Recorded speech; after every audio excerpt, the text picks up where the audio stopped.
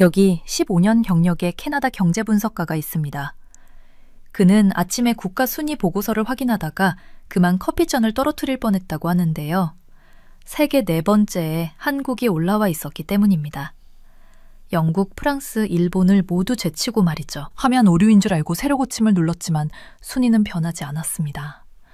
도저히 믿을 수 없었던 그는 직접 한국으로 날아가 3주간 진실을 확인하기로 했는데요. 그런데 인천공항에 도착한 순간부터 그는 이상한 느낌을 받았다고 합니다. 그리고 서울 시내로 들어서자마자 그는 완전히 충격에 빠졌다는데요. 영국으로 돌아온 그는 동료 학자들 앞에서 떨리는 목소리로 고백했습니다. 우리는 이미 한국에 추월당했다. 그것도 완전히. 대체 그가 한국에서 무엇을 목격했기에 이런 충격적인 고백을 하게 된 걸까요? 제 이름은 데이비드 해리슨입니다. 영국계 캐나다인이죠. 글로벌 전략연구소에서 15년째 국가 경쟁력을 분석하고 있어요. 토론토 본부 14층, 항구가 내려다 보이는 모퉁이 사무실이 제 근무지였습니다. 2025년 10월 17일 화요일 아침은 여느 때와 똑같이 시작됐어요. 항구가 내려다 보이는 사무실 창가에서 커피를 마시며 하루를 시작하는 게 제 일상이었죠. 글로벌 전략연구소에서 경제 트렌드를 분석한 지 벌써 15년이 흘렀습니다. 그동안 국가 순위가 바뀌는 걸 수없이 봤지만 그날 아침에 본 것만큼 충격적인 건 없었어요. 노트북을 열고 매년 검토하는 종합공역평가 보고서를 클릭했습니다. 김이 모락모락 나는 커피잔을 옆에 두고 익숙한 형식의 화면을 훑어봤죠. 경제력, 군사력, 기술력, 외교적 영향력, 문화적 영향력, 늘 보던 항목들이었어요. 눈이 자연스럽게 순위를 따라 내려갔습니다. 1위 미국, 2위 중국, 3위... 그리고 4위에서 멈췄죠. 대한민국. 심장이 쿵 내려앉았어요. 순간 화면이 잘못 로딩된 건가 싶어서 새로 고침을 눌렀습니다. 하지만 순위는 변하지 않았죠. 한국이 일본, 영국, 프랑스를 단번에 뛰어넘어 세계 4대 강국으로 공식 인정받았더군요. 손이 미세하게 떨렸어요. 스크롤을 올려 방법론을 다시 확인했습니다. 20년 경력의 분석가로서 제겐 하나의 원칙이 있었어요. 숫자는 거짓말을 하지 않는다는 것. 그런데 수세기 동안 세계를 지배해온 나라들보다 한국이 위에 있다니 마치 불가능한 일을 목격하는 기분이었습니다. 몇 분 만에 보조 데이터를 전부 끌어올렸죠. 한국의 1인당 GDP가 일본의 기준점을 넘어섰고 영국의 구매력 단가와 맞먹는 수준에 도달했더군요. 반도체 시장 점유율은 무려 60%였어요. 특허 출원 건수는 전 세계 4위였습니다. 연구개발 투자는 GDP의 4.8%로 세계 2위 수준이었죠. 이건 예측치나 추정치가 아니었어요. 검증된 확실한 통계였습니다. 방산 수출 수치는 더 놀라웠어요. 3년 만에 300% 급증하면서 한국이 세계 4위 무기 수출국이 됐더군요. K탱크, 자주포, 대공미사일 시스템, 전투기가 유럽과 중동 시장을 재편하고 있었죠. 전통적으로 서방 제조업체에서 구매하던 나라들이 이제 한국 공급업체로 눈을 돌리고 있었습니다. 이건 단순한 수치 변화가 아니었어요. 글로벌 안보 시장의 근본적인 재구조화였죠. 문화 권력 지표는 깊이 분석할 필요도 없었습니다.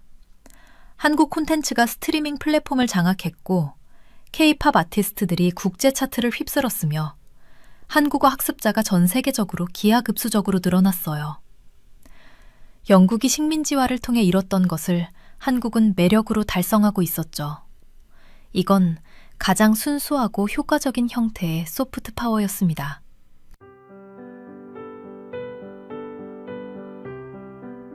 동료가 노크도 없이 들어왔어요. 평소라면 짜증났을 습관이지만 그날은 거의 눈치채지 못했습니다. 그가 제 화면을 힐끗 보더니 비웃듯 말했죠. 데이터 오류 아니야? 한국이 영국보다 위라고? 말도 안 돼. 하지만 저는 알고 있었어요. 20년간 국가 경쟁력을 분석하면서 배운 게 있었죠. 편안한 가정보다는 검증된 데이터를 믿어야 한다는 것. 숫자들이 말하고 있었습니다. 많은 사람이 듣기 거부하는 이야기를요. 세계 질서가 다시 쓰이고 있었고 한국이 펜을 쥐고 있었어요. 그날 오후 영구 휴가 신청서를 제출했습니다. 한국에서 3주를 보내며 직접 조사하겠다고 했죠. 상사는 눈썹을 치켜 올렸지만 논쟁 없이 승인했어요. 제 경력이 스스로를 말해줬으니까요. 그날 저녁 서울행 항공권을 예약했습니다. 손가락이 마우스를 클릭하는 순간 가슴 속에서 뭔가 꿈틀거렸어요. 설렘이었을까요? 아니면 불안이었을까요?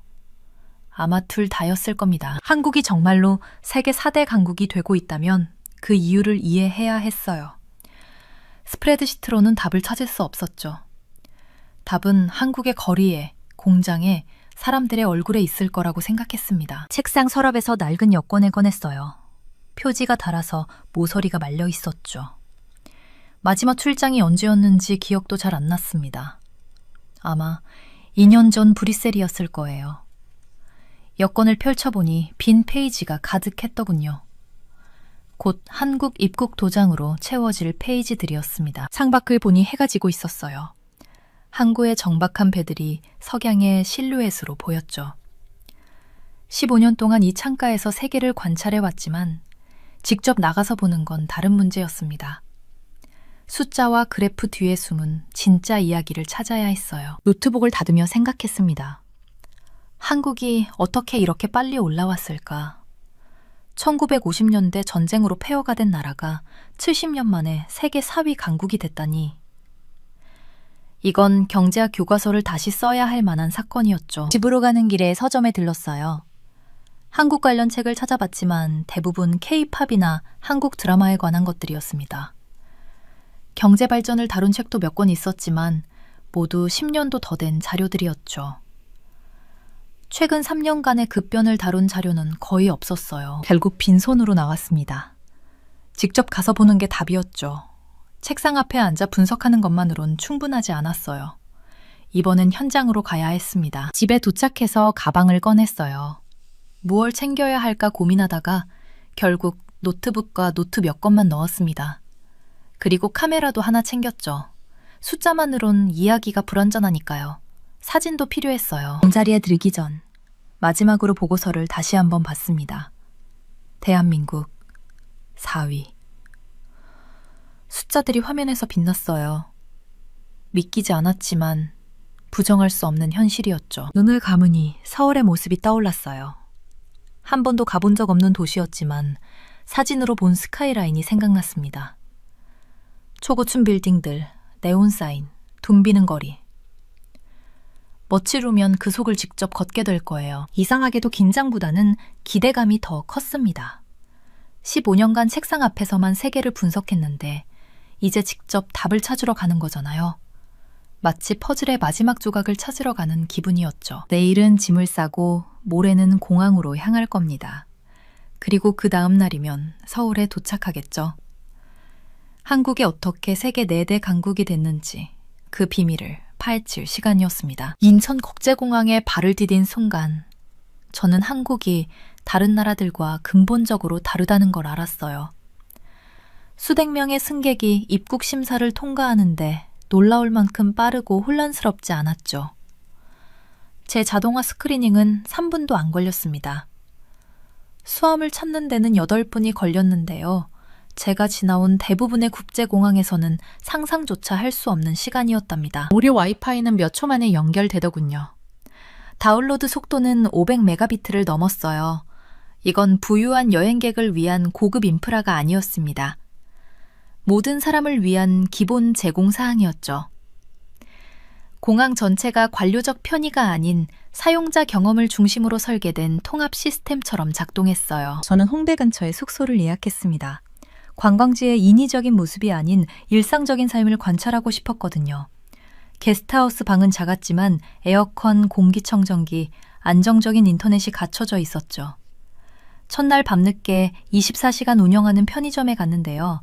단순히 비상용품을 파는 게 아니라 완전한 식사 옵션, 전자제품, 생활용품을 제공하더군요. 나중에 방위산업전에서 읽은 자료에 신뢰는 국력이다 라는 문구가 있었어요. 하지만 신뢰는 여성들이 밤 10시 넘어서도 두려움 없이 혼자 걷는다는 것도 의미했습니다. 제가 연구했던 많은 도시의 안전 우려와는 극명한 대조를 이뤘죠. 다음 날 아침, 제 인생을 바꿀 만한 경험을 했어요.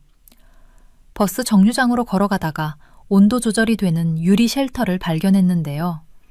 에어컨이 설치되어 있고 주기적으로 냉각 미스트가 나오고 겨울을 위한 난방 좌석이 있고 무료 와이파이가 연결되고 실시간 도착 정보를 초단위로 정확하게 보여주는 디지털 디스플레이가 있었어요. 옆에 있던 통근자에게 놀라움을 표현했더니 그의 대답은 담담했습니다. 서울의 대부분 버스 정류장이 이제 이래요. 요즘은 평범해요. 평범하다. 그 말이 저를 깊이 사로잡았죠. 제 고향 도시에서는 버스 정류장이 최소한의 날씨 보호막만 제공했고 종종 좌석도 없었고 어떤 편의시설도 제공하지 않았거든요. 한국 시민들은 편의 인프라가 너무 기본적이라서 그 존재를 별로 대단하게 여기지 않았어요. 시스템이 사람을 섬기기 위해 존재했지 그 반대가 아니었답니다. 버스는 예측한 대로 정확하게 도착했습니다. 271번, 2분 30초 후 도착이라고 디스플레이가 표시했던 그대로였죠. 내부에는 모든 좌석에 USB 충전 포트가 있었고 2개 언어로 정거장 안내가 나왔어요. 강남까지 25분 동안의 여정은 질서 있는 교통 흐름, 신호를 준수하는 운전자들, 규율 있는 보행자들을 보여줬죠. 모든 요소가 더 큰 조정된 시스템의 일부로 작동했습니다. 지하철로 환승하니 비슷한 설계 철학이 드러났어요. 스크린 도어가 플랫폼 사고를 방지했고 열차는 정확히 3분 간격으로 도착했고 역에는 편의점, 카페, 약국이 있었죠. 코엑스몰에서는 정기적으로 무료 충전소가 나타났고 화장실 시설은 호텔 수준의 청결함을 유지했고 안내 로봇이 길을 알려줬고 통역 서비스가 외국 방문객들을 수용했습니다. 터치스크린 키오스크로 점심을 주문하는 것은 매끄러운 자동화를 보여줬어요. 진동 호출기가 주문이 준비되면 알려줬는데 효율적이면서도 비인격적이지 않았죠.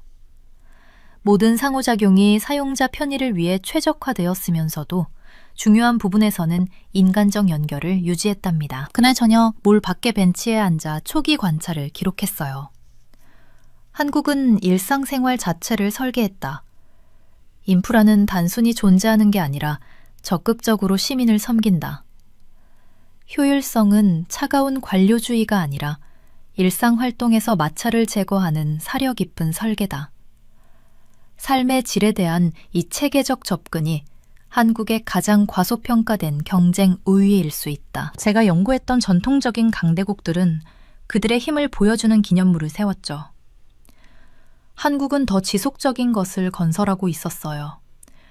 평범한 사람들의 삶을 매일매일 측정 가능하게 더 나아지게 만드는 시스템을요. 여기서는 기술이 인간을 압도하지 않고 섬겼습니다. 한국은 미래에 살고 있는 게 아니었어요. 실제로 작동하는 미래를 체계적으로 건설하고 있었답니다. 그리고 저는 그 미래가 전차, 전투기, 잠수함만으로 만들어지는 게 아니라는 걸 깨달았죠.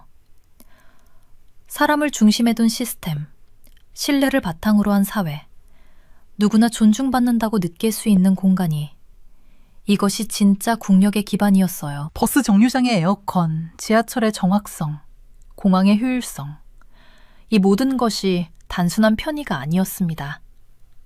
이것은 철학이었죠. 시스템이 사람을 위해 존재한다는 철학. 그리고 그 철학이 국방력, 외교력, 경제력의 기반이 되고 있었어요. 저는 이틀째 되는 날 밤 숙소로 돌아가는 길에 생각했습니다. 한국이 세계 무기 시장에서 급부상하고 있는 이유가 단순히 좋은 무기를 만들어서가 아니라는 걸요. 일상을 설계하는 이 능력, 시스템을 인간화하는 이 철학이 모든 것에 스며들어 있었던 거예요. 전차도, 전투기도, 잠수함도 결국은 같은 철학으로 만들어지고 있었죠. 사람이 중심이 되는 시스템. 그것이 한국의 진짜 힘이었습니다. 그 주에 가장 기억에 남는 순간은 수원에 있는 삼성 반도체 공장과 경기도 방위산업 전시회를 방문한 날이었어요. 관광지가 아니었죠. 한국의 종합국력 세계 내위로 올라선 이유를 직접 볼 수 있는 곳이었답니다. 반도체 공장 전시관에 들어서자 거대한 화면들이 눈앞에 펼쳐졌어요. 공장 깊숙한 곳에서 실시간으로 진행되는 생산 과정을 보여주고 있었죠. 안내원이 설명을 시작했습니다. 보고서로만 읽었던 내용이었지만 실제로 들으니 완전히 다른 무게로 다가왔어요. 3나노 공정 기술은 전 세계에서 딱 2곳에만 있습니다. 여기 삼성과 대만의 TSMC뿐이에요. 잠시 그 말의 의미를 곱씹었죠. 인류가 만들 수 있는 가장 첨단 반도체를 생산하는 곳이 지구상에 단 2군데뿐이고 한국이 그중 하나라는 거였어요. 이건 단순히 잘한다는 게 아니었습니다. 세계가 의존할 수밖에 없는 기술을 갖고 있다는 뜻이었죠. 분시된 웨이퍼를 가까이서 살펴봤어요. 손바닥만한 크기였는데 그 안에 수백 개의 칩이 들어있었답니다. 안내원이 다시 말을 이었죠. 이 회로 하나하나의 폭이 사람 머리카락 굵기의 100만 분의 1입니다. 그걸 대량으로 정확하게 만들어내는 거예요. 기적에 가까운 정밀도였어요. 그리고 그 기적이 매일, 매 시간 이 공장에서 일어나고 있었죠. 전 세계 스마트폰, 컴퓨터, 자동차에 이 칩들이 들어갑니다. 이 공장이 멈추지 않기 때문에 세상도 멈추지 않는 거예요. 안내원의 말이 머릿속에 맴돌았습니다. 19세기 영국이 증기기관으로 세계를 지배했다면 21세기 한국은 반도체로 그 역할을 하고 있었던 거예요. 반도체 생산을 장악한다는 건 컴퓨터에 의존하는 모든 산업을 통제한다는 의미였죠. 다시 말해 현대 문명 자체를 통제하는 거였습니다. 과장이 아니었어요. 냉정한 공급망의 현실이었죠. 한국의 기술력은 단순히 인상적인 수준이 아니었습니다. 세계 경제가 작동하는데 없어서는 안 될 존재였던 거예요. 오후에는 방위산업 전시회로 이동했어요. 전혀 다른 세계가 펼쳐졌답니다.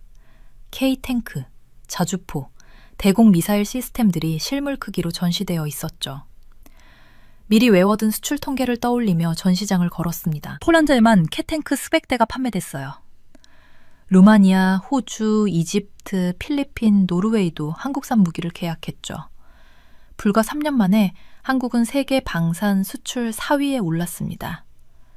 수백 년간 무기 시장을 장악했던 나라들을 제치고 말이에요. 벽에 걸린 세계 지도에 수출 국가들이 빨간 점으로 표시되어 있었어요. 유럽, 중동, 아시아, 오세아니아에 골고루 퍼져 있었죠. 패턴이 눈에 들어왔습니다. 한국은 특정 시장에 의존하지 않았어요. 전 세계에 고르게 거점을 확보하고 있었던 거죠. 전통적인 무기 수출국들은 식민지 시대의 관계와 외교 압력에 의존했어요. 한국은 달랐습니다. 성능과 신뢰성, 경쟁력 있는 가격으로 승부하고 있었죠.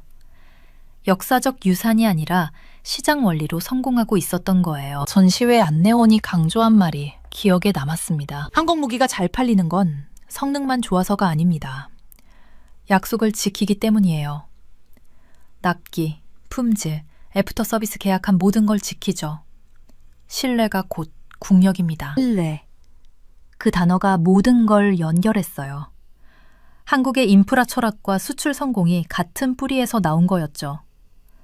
한국 시스템들이 제대로 작동하는 건 처음부터 그렇게 설계되고 끊임없이 관리되고 계속 개선되기 때문이었습니다. 시민들이 버스 도착 시간을 믿는 건 그 시간이 정확하기 때문이에요. 외국 고객들이 한국의 납품 약속을 믿는 건 한국이 그 의무를 지키기 때문이죠. 신뢰성은 단순히 좋은 것이 아니었습니다. 시장 점유율과 외교적 영향력으로 직접 전환되는 경쟁 우위였던 거예요. 그날 저녁 숙소로 돌아와 노트를 펼쳤어요. 하루 종일 본 것들을 정리하며 이렇게 적었습니다. 한국은 보여주고 있다. 현대의 강대국 지위는 역사적 명성이나 군사 모험이 아니라 기술력, 제조 우수성, 체계적 신뢰성에서 나온다는 걸. 영국이 해군력으로 지배했다면 한국은 반도체 독점과 방산 수출 역량으로 이끌고 있다. 제국주의적 지배에서 기술적 영향력으로의 전환은 권력이 작동하는 방식의 근본적 진화를 보여준다. 창가에 서서 불빛으로 빛나는 서울의 스카이라인을 바라봤어요. 문득 깨달았죠. 저 아래 사람들은 매일 출근해서 말 그대로 현대 문명의 인프라를 만들고 있는데 대부분 자신들의 집단적 중요성을 모른다는 걸 말이에요. 그 겸손함 자체가 놀라웠어요. 대부분의 한국인들은 자신들의 성취를 특별한 업적이 아니라 정상적인 발전으로 여기는 것 같았죠. 어쩌면 그 겸손이 성공을 가능하게 한 건지도 모르겠어요. 자화자찬의 에너지를 낭비하지 않고 모든 집중력을 지속적인 개선에 쏟는 거죠. 반도체 공장을 다시 떠올렸습니다. 그곳에서 일하는 엔지니어들은 아마 자신을 평범한 직장인으로 생각할 거예요. 하지만 그들이 만드는 칩 하나하나가 지구 반대편 누군가의 스마트폰을, 자동차를, 의료 장비를 작동시키고 있었죠. 세상은 그들이 모르는 사이에 그들에게 의존하고 있었던 겁니다. 방위산업 전시회도 마찬가지였어요. K탱크를 설계한 엔지니어들, 자주포를 조립하는 기술자들, 품질을 검사하는 직원들. 그들은 아마 자신이 국제 안보 구조를 바꾸고 있다고 생각하지 않을 거예요. 그저 자기 일을 정확하게, 시간 안에, 약속대로 해내는 것뿐이라고 여기겠죠. 하지만 그저가 전부였습니다. 그 평범해 보이는 성실함이 쌓여서 국가 경쟁력이 되고 외교적 지렛대가 되고 결국 세계 질서를 재편하는 힘이 되는 거였어요. 노트북을 닫으며 생각했어요. 한국의 힘은 화려한 선전이나 거창한 수사에서 나오지 않는다고. 매일 묵묵히 정확하게 일하는 수백만 명의 집합에서 나온다고. 그리고 그 힘이 21세기의 새로운 권력 형태를 정의하고 있다고 말이에요. 주말에 청계천을 찾아갔어요. 서울 한복판을 가로지르는 물길이었죠. 이 프로젝트에 대해 미리 읽어본 적이 있었습니다. 오염된 개천을 콘크리트로 덮고 그 위에 고속도로를 만들었다가 다시 모든 걸 뜯어내고 자연 상태로 되돌렸다는 이야기였어요. 솔직히 믿기 어려웠죠. 그런데 개천 가장자리에 서서 백로 한 마리가 마천루 사이를 우아하게 날아가는 모습을 보는 순간 도시 개발과 자연이 정말로 공존할 수 있다는 걸 깨달았습니다. 물은 놀랍도록 맑았어요. 수면 아래로 물고기들이 헤엄치는 게 보였죠. 산책로를 따라 나무들이 늘어서 있었고 가지들이 물 위로 뻗어나가 새들이 앉아서 깃털을 다듬었답니다. 이건 고립된 채 보존된 자연이 아니었어요. 도시의 기능 속에 완전히 통합된 자연이었죠. 저녁이 다가오자 미디어 아트 설치물들이 작동하기 시작했습니다.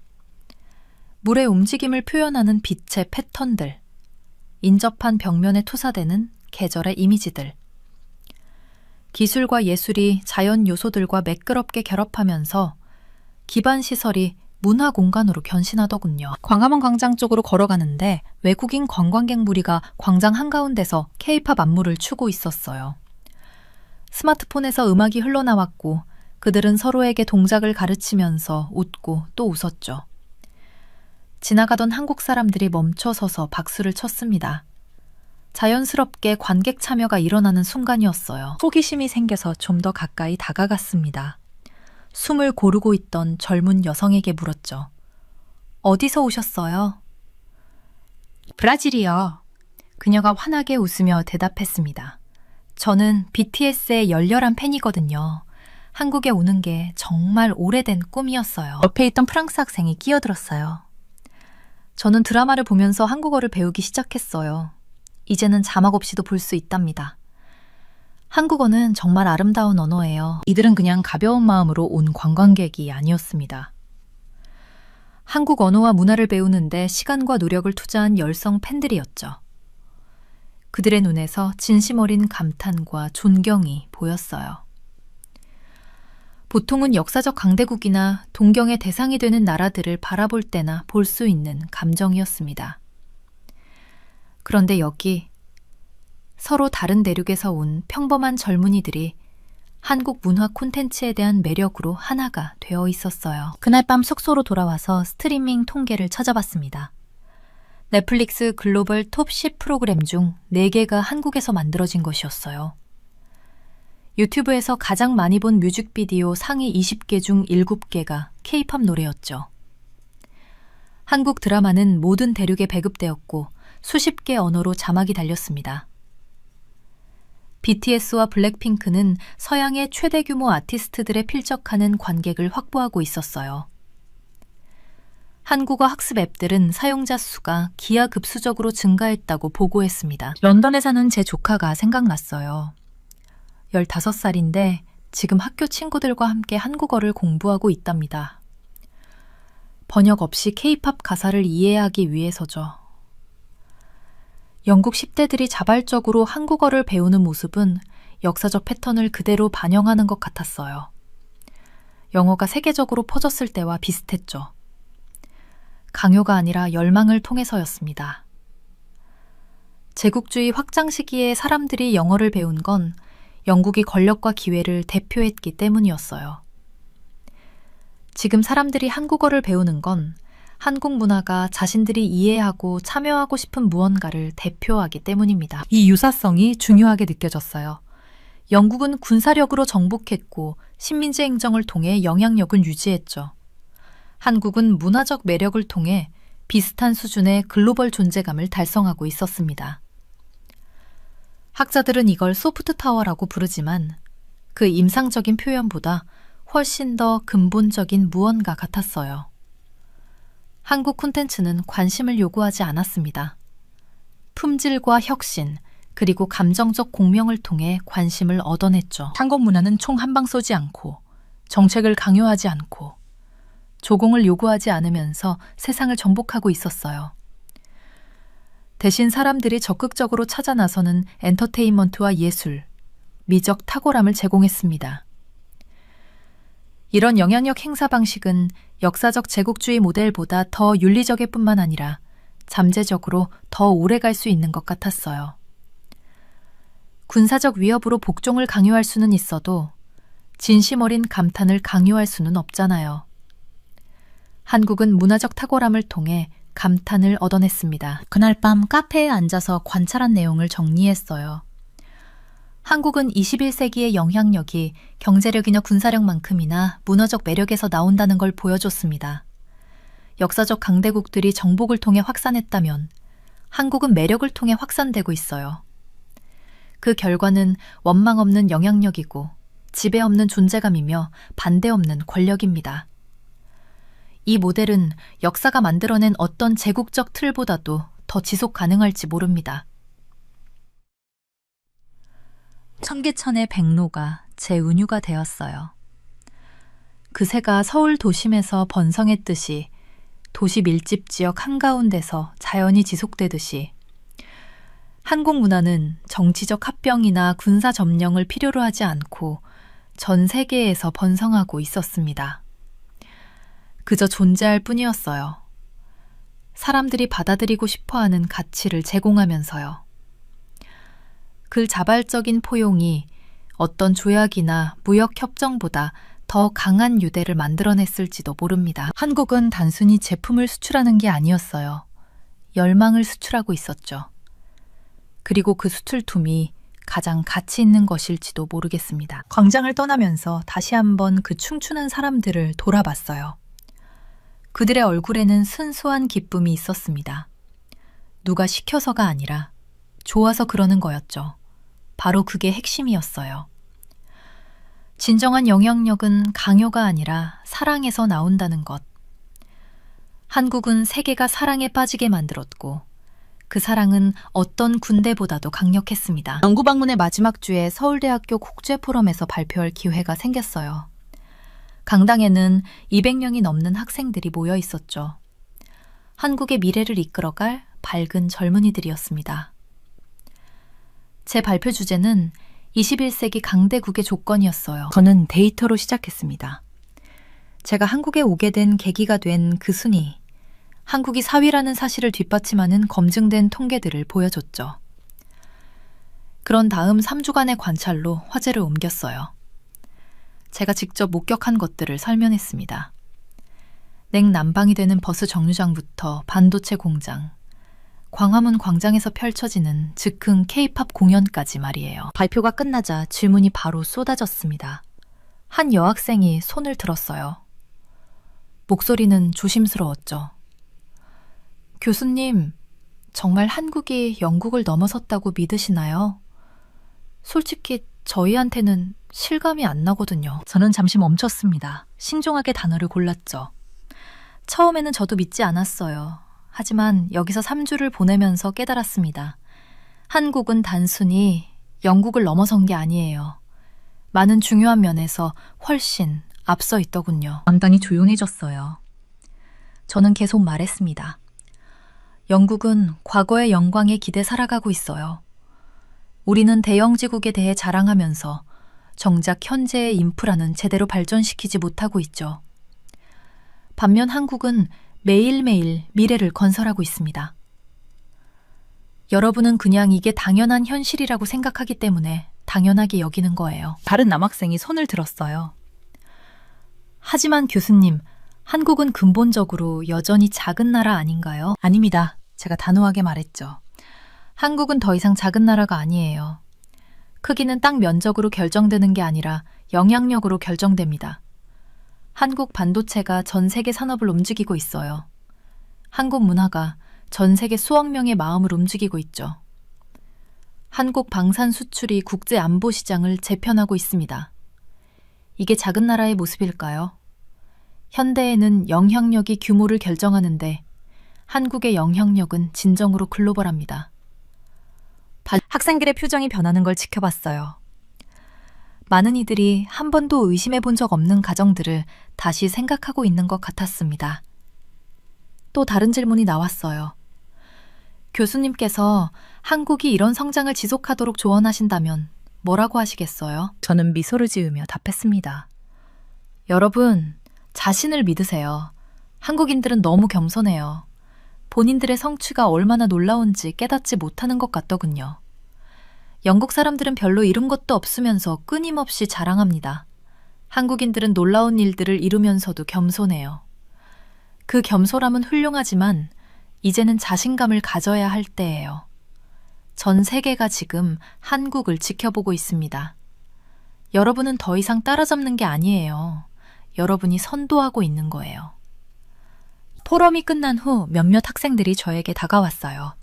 한 남학생이 조용히 말했습니다. 교수님 관점을 듣고 나니 제 나라가 다르게 보이네요. 감사합니다. 저는 잠깐 그의 어깨에 손을 얹었죠. 감사해야 할 사람은 저예요. 여러분이 제게 희망이 뭔지 보여줬으니까요. 그날 저녁, 저는 서울에서의 마지막 성철이들 글을 썼습니다. 영국은 박물관이 되어버렸어요. 아름다운 과거, 불확실한 미래죠. 한국은 건설 현장입니다.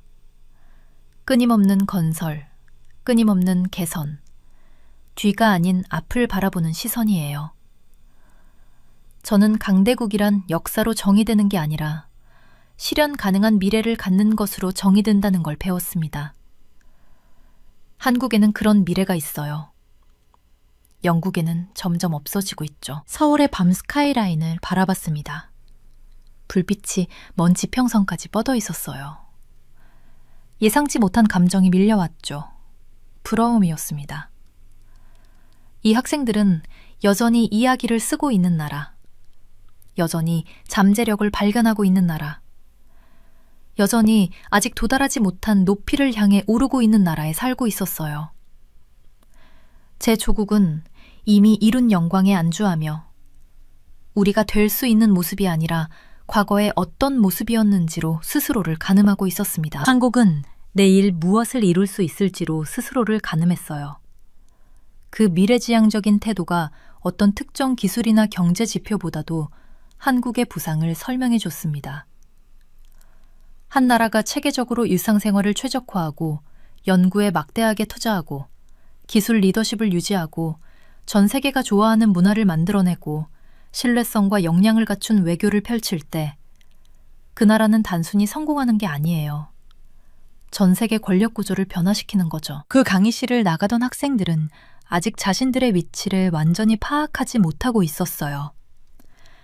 그들은 변화에 너무 가까이 있었고 점진적인 진화에 너무 몰두해 있어서 혁명적인 변화를 인식하지 못하는 거였죠. 하지만 저는 외부에서 왔고 비교 관점을 가져왔기에 명확하게 볼 수 있었습니다. 한국은 단순히 21세기에 참여하고 있는 게 아니었어요. 많은 의미 있는 면에서 한국이 21세기를 정의하고 있었습니다. 공항으로 향하는 택시 안에서 저는 창밖을 내다봤어요. 한강을 가로지르는 다리들, 끝없이 펼쳐진 아파트 단지, 밤에도 불이 환하게 켜진 연구소 건물들이 보였습니다. 이 모든 것이 3주 전에는 그저 통계였어요. 이제는 생생한 현실이 되었죠. 제 연구의 결론은 명확했습니다. 한국의 사회 순위는 과장이 아니었어요. 오히려 과소평가일 수도 있다는 생각이 들었죠. 한국은 단순히 순위표에서 높은 자리를 차지한 게 아니었어요. 21세기 강대국이 어떤 모습이어야 하는지를 보여주고 있었습니다. 그리고 가장 놀라운 부분은 이것이었어요.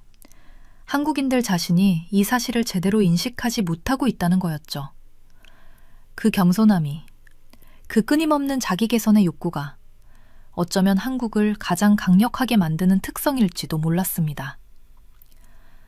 만족하지 않는 나라, 항상 더 나아질 수 있다고 믿는 나라는 멈추지 않거든요. 비행기가 이륙하면서 서울의 불빛들이 점점 작아졌어요.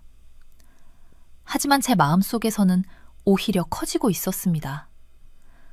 저는 영국으로 돌아가 제 연구 결과를 발표할 거예요. 많은 사람들이 믿지 않을 겁니다. 영국인들은 여전히 자신들이 위대한 나라라고 생각하니까요. 하지만 저는 진실을 말할 거예요. 위대함은 과거가 아니라 미래에 있다고요. 그리고 미래는 지금 한국에서 만들어지고 있다고요. 집으로 돌아온 지 2주가 지났어요. 국제경제학회 연례 컨퍼런스 강연장에 섰습니다. 청중석엔 수년간 알아온 동료들이 앉아 있었죠. 세계 경제 패턴을 분석하며 커리어를 쌓아온 뛰어난 학자들이었습니다. 오늘 나는 그들이 당연하게 여기던 가정들의 도전장을 내밀 참이었어요. 유리로 둘러싸인 버스 정류장 사진부터 시작했습니다. 에어컨이 나오고 와이파이가 터지고 버스 도착 시간이 실시간으로 표시되는 정류장이었죠. 이것이 서울의 표준 버스 정류장입니다. 여름엔 냉방과 쿨링 미스트가 나오고 겨울엔 좌석이 따뜻해집니다. 우리 시설과 비교해 보십시오. 우리는 시민들에게 실제로 무엇을 제공하고 있습니까? 청중이 불편하게 술렁했어요. 반도체 공장 이미지를 보여주며 3나노미터 공정기술의 희소성과 중요성을 설명했습니다. 한국은 현대 문명의 필수 인프라를 통제합니다. 영국은 이 수준에서 정확히 무엇을 만들고 있죠? 질문은 답 없이 공중에 떠돌았답니다. 다음은 방산 수출 데이터였어요. 폴란드의 대규모 K탱크 구매, 한국 군사 장비를 계약하는 유럽 국가들, 3년 만에 세계 무기 수출 4위를 달성한 한국의 성과를 보여줬죠. 전통적 수출국들은 역사적 관계로 시장을 지배해왔습니다. 한국은 성능과 신뢰성, 약속 이행으로 성공했어요. 신뢰가 곧 국력이고 한국은 전 세계의 신뢰를 얻었습니다. 대묘 한 명이 끼어들었어요. 테어리스, 자네 좀 편향된 거 아닌가? 한국에 너무 우호적인 것 같은데. 편향이 아닙니다. 내가 답했죠. 각성입니다. 우리는 너무 오랫동안 안주했어요. 역사적 명성이 현대적 관련성을 보장한다고 착각하면서요. 대영 제국은 끝났습니다. 새로운 시대가 시작됐고 한국은 그 시대를 적극적으로 형성하고 있어요. 우리가 현실을 인정할지 말지 토론하는 동안에 말이죠. 발표는 스트리밍 통계, 케팝 시청자 수, 한국어 학습자 수로 마무리됐습니다. 문화적 영향력의 정량적 증거였죠. 한국은 21세기 권력을 기술, 문화, 시민을 위한 시스템으로 보여줍니다. 이 모델은 역사가 만들어낸 어떤 제국적 틀보다 지속 가능할 수 있어요. 발표 후 언론 인터뷰 요청이 쏟아졌습니다. 주요 매체들이 인터뷰와 논평, 분석을 원했어요. 나는 일관되게 같은 메시지를 전했죠. 한국은 선진국들이 열망해야 할 모습을 보여줍니다. 우리는 그들의 모델에서 배울 게 많아요. 한 달 후 연구 프로젝트를 시작했습니다. 한국 국가발전 모델 연구였어요. 여러 유럽 대학의 교수들이 관심을 표명했고 프랑스와 독일은 공동 연구를 제안했죠. 학계가 천천히 인정하기 시작했던 겁니다. 데이터가 드러낸 사실을요. 한국은 지역 강국으로 치부할 게 아니라 성공적 발전 사례로 진지하게 연구할 가치가 있다는 걸 말이에요. 어느 저녁 조카가 한국어 교재를 들고 방문했어요. 삼촌, 한국어로 노래 들어볼래요? 그러더니 완벽한 K-팝 발음을 선보였습니다. 모든 음절이 정확했죠. 그 모습을 보며 깨달았어요. 미래는 한국어를 배우고 한국의 혁신을 공부하고 한국 문화에 참여하는 이 젊은이들의 것이라는 걸요. 그들 세대는 한국의 영향력이 정상화되고 특별할 것 없고 그냥 당연한 세상을 살아갈 거예요. 그날 밤 마지막 성찰을 썼습니다. 평생 강대국을 연구했지만 위대함이 진정 무엇을 의미하는지는 한국을 방문한 후에야 이해했습니다. 위대한 국가는 국민을 위해 존재해요. 기술은 인류를 섬기고 시스템은 일상을 개선하며 인프라는 제약이 아니라 가능성을 열어줍니다. 한국이 이 원칙을 구현하고 있어요. 그리고 세계가 주목하고 있습니다. 창밖으로 익숙한 거리가 보였어요. 편안하고 친근한 풍경이었죠. 하지만 내 생각은 서울의 빛나는 스카이라인으로, 에어컨이 나오는 버스 정류장으로, 전 세계 문명을 돌리는 칩을 생산하는 공장으로, 광장에서 펼쳐지는 자발적 문화 공연으로 돌아갔답니다. 한국은 명확한 비전으로 수십 년간 체계적으로 실행했을 때 목적지향적 국가 발전이 어떤 모습인지 보여줬어요. 처음엔 불가능해 보였던 순위들이 이제는 그저 정확해 보였습니다. 한국은 정말로 세계 4대 강국이었어요. 역사적 우연이나 자원의 행운이 아니라 의도적 선택, 일관된 투자, 모든 측정 가능한 영역에서의 체계적 우수성을 통해서 말이죠. 영국도 관련성을 되찾을 수 있어요. 하지만 안주를 버리고 한국이 보여준 작업을 받아들여야만 가능합니다. 시민을 섬기고 기술에 투자하고 신뢰성을 유지하고 경험할 가치가 있는 문화를 만들고 허세가 아닌 역량으로 국제관계를 수행하는 것이죠. 이건 미스터리가 아니에요. 선택의 문제입니다. 한국은 현명하게 선택했어요. 결과가 스스로 말해주고 있었죠. 그리고 서울 어딘가에서, 수원에서, 반도 곳곳의 시설에서 사람들이 오늘 아침 출근하고 있을 겁니다. 반도체를 생산하고 방위 시스템을 개선하고 콘텐츠를 만들고 인프라를 유지하면서요. 실제로 강대국이 되는 것에 화려하지 않지만 필수적인 모든 일들을 하고 있을 거예요. 그들은 아마 별로 생각하지 않을 겁니다. 그들에겐 그냥 화요일일 뿐이니까요. 하지만 세계에게 한국은 조용히 필수 불가결한 존재가 됐어요. 그리고 그 조용한 역량, 그 겸손한 우수성이야말로 가장 강력한 특성일지도 모릅니다. 숫자는 거짓말하지 않아요. 한국이 앞서갑니다. 나머지 우리는 이제야 알아차리고 있을 뿐이죠. 책상 위에 놓인 조카의 한국어 교재가 눈에 들어왔어요. 표지엔 한글이 크게 적혀 있었죠. 미래는 이미 시작됐더군요.